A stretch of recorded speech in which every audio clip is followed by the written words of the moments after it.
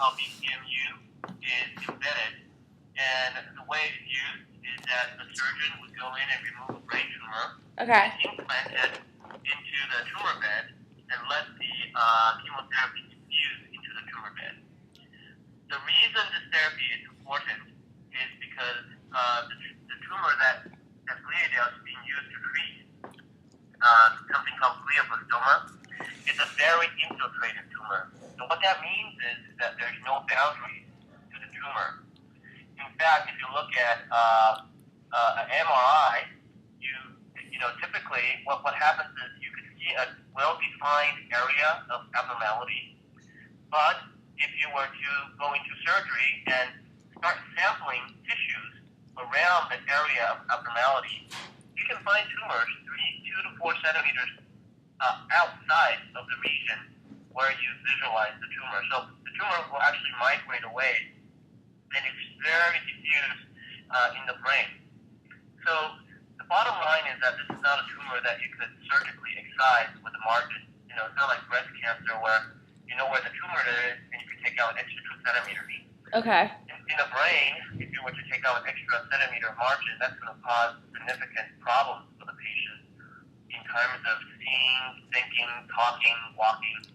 And so the reason this therapy was developed was so that you don't have to take all the tumors out, but to leave a certain amount of tumors behind to be destroyed by this particular therapy.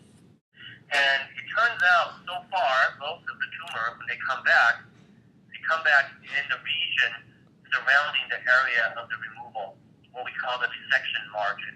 Okay. And that's why this therapy was developed. It is really a visionary effort for its time. The problem is, as you just heard I say, that the tumors actually spread very far away from where you do your surgery, right? They could be 2 to 4 centimeters away from where the surgery is performed. Right. Natural gradient of diffusion is only about 2 to 3 millimeters. So what do you think happens to the chemotherapy? Well, the chemotherapy that's implanted in the wafer will only diffuse 2 to 3 millimeters away from the wafer. Okay. What that means is the tumors that have migrated further away will not be affected by this therapy. Go ahead. Clinical trials that have been done with this therapy suggest that its application or its efficacy is somewhat marginal, meaning that it adds very little to the overall survival of the patient. The last caveat with this therapy is chemotherapies are usually toxic to rapidly dividing cells, Right. including cells that are required for healing wounds. So when chemotherapy is released, it's released everywhere, right? It's released into the resection cavity, and what happens is some amount of that can get to the wound, the surgical wound.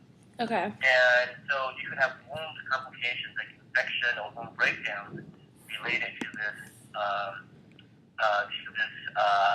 to the Gliadel. So while it is certainly visionary, it is certainly a therapy that's FDA approved, it has its problems. And the problems are it doesn't get to every single cancer cell, and that the chemotherapy could get in the way of wound healing. Okay. And that could expose patients to risks related to reoperation or needing antibiotic treatment. Now, we do work on related therapies. There are 2 things that we work on that might be related to Gliadel. Okay. The first therapy is that rather than putting a wafer into the resection area of the resection, we are actually injecting viruses that will preferentially infect the tumor cells. And this is a therapy derived from a company called Tokogen. So the benefit of these viruses is that they could actually spread. They could divide within tumor cells and only in tumor cells. And when the tumor cells live, they could actually spread. And the spread could go farther than what would be expected of natural diffusion of molecules. So that's one thing that I'm treating one patient right after I talk to you, where I'm going to remove the tumor, and I'm going to inject this virus into the patient's brain in hopes that this virus will then, in turn, destroy the tumors many centimeters away from where the surgery was done. A second therapy that's also been explored is that it turns out tumor stem cells. So it turns out that neural stem cells has the capacity to track alongside and find the tumor cells. So in the mouse, for example, if you were to inject stem cells on one side of the brain and put tumors on the other side of the brain, the stem cells will cross over to the other side and find the tumor cells. Okay. It's really neat. So there are studies being done to see whether or not we could therapy drugs into the stem cells and see if they could carry these drugs into the region of the tumor and trap the tumor. Well, there's a lot of things happening. It's hard to summarize in a 10-minute conversation. Right. But I think that one area that's active is using immune therapy, that is, or vaccination therapy. That is, you could actually take, it's very much like treating viruses, right? You can take proteins that are normally not expressed in normal human beings, but only expressed in tumors, and you can make them into antigens, and you can elicit immune response against that. And the hope is that the immune response will destroy the tumors without hurting the patient. So there's a whole class of drugs, or not drugs, but a whole set of clinical trials with that premise.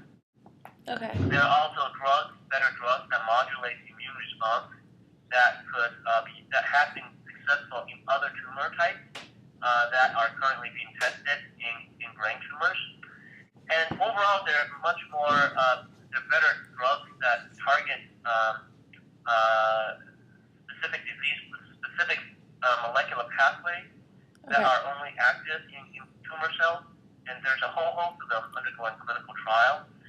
And then there are also drugs that target certain processes that happen more in tumor than in normal cells. So the field is quite large, and there's really a lot happening